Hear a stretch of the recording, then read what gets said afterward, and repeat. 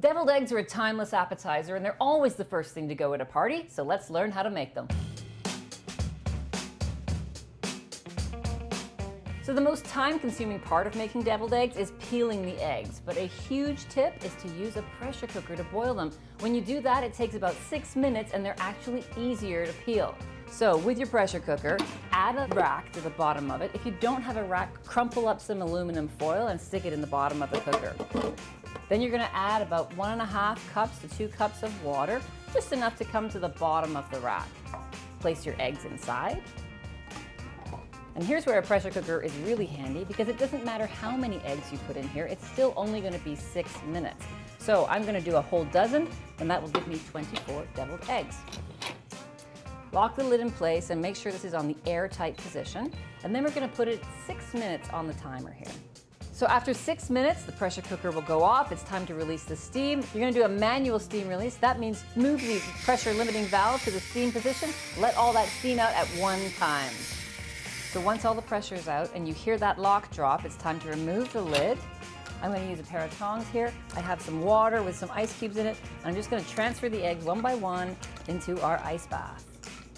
Peeling the eggs is really easy to do, especially since we cooked them in the pressure cooker because the pressure has caused the egg to move away from the shell a little bit. So as you get those peels off, make sure you have all the peel off the egg.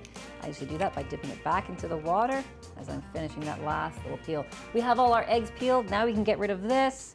We can go ahead and cut these in half. So you want a sharp knife and you want a clean towel. So you can wipe the knife in between every time you cut the eggs. Now the reason we do that is so that we keep the whites looking nice and clean and pretty. Once you have them all cut in half, we're going to take the yolks out and we're going to transfer them to a separate bowl. They should pop out pretty easily, but just a little fork will help along the way. Now, we need to bump up this little yolk mixture so that we have enough volume to fill all our halves and then some. So we're going to use some mayonnaise. We're going to use some mustard, Dijon mustard. You could also use some hot spicy brown mustard, which brings me to the next point. And what the devil's got into these eggs?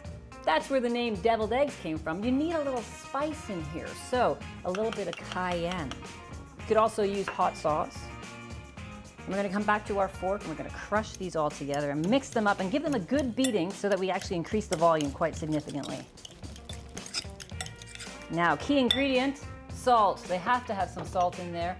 And it's up to you whether you want to put some black pepper in. We've already put cayenne pepper in, so there should already be some kick. I'm going to now fill these using a piping bag. Now, if you don't have a piping bag at home, you can use a zipper sealable bag like this. We're going to transfer everything to the bag now. So get every little bit in there. It's really important. We can't afford to waste any of this. Push all the air out of the bag and seal it up. Now make sure you get everything down to one corner of the bag. And when you're down here and everything's beyond your hand, give it a good twist. That is really important so that the filling doesn't come back at us when we squeeze it.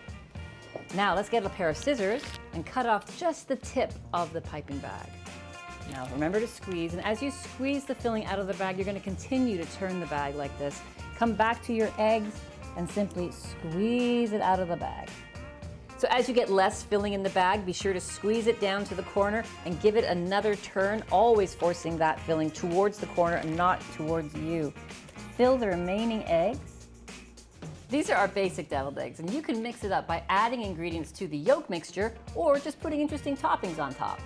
Now, of course, paprika is a traditional topping, but why not try some chives? Or perhaps some bacon bits? That's like breakfast deviled eggs right there. Or sweet pickle. But you know what? No matter how you top them, these deviled eggs are going to be the first to go. They're bound to please.